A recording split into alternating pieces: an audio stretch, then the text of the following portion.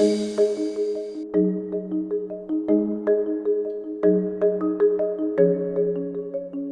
a créé ce projet dans le cadre en fait, d'un baromètre d'engagement qui a eu lieu au sein de notre maison, et on voulait après équiper nos collaborateurs à travers le monde, donc c'était l'ensemble des collaborateurs de la maison, à pouvoir animer des sessions de brainstorming efficaces et donc leur donner les armes, et donc c'est comme ça que le projet est né.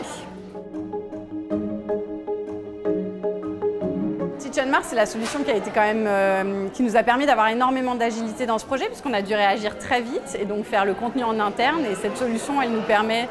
de répondre à ce besoin-ci, puisqu'on a pu vraiment créer nos vidéos, les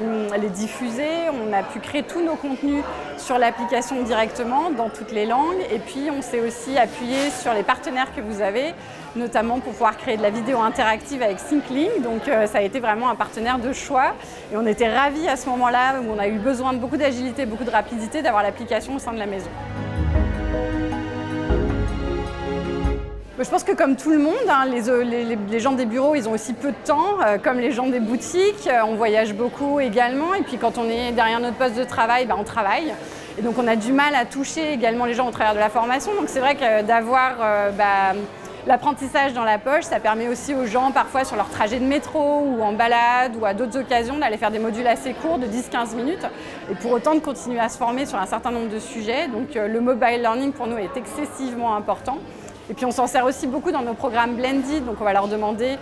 de le faire en amont d'une formation, et donc ce format court et accessible, sur une application, c'est assez primordial pour nous, donc ça correspond parfaitement à ce qu'on veut. Alors je les ai plus vraiment en tête pour être honnête,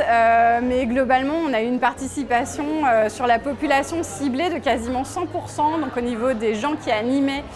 les modules de brainstorming, et par la suite on l'a ouverte à l'ensemble de la population, et là on a touché plus de 40% de notre population mondiale, donc ce qui était quand même un beau résultat sur un module qui est un sujet qui ne touche pas nécessairement par exemple nos vendeurs en boutique.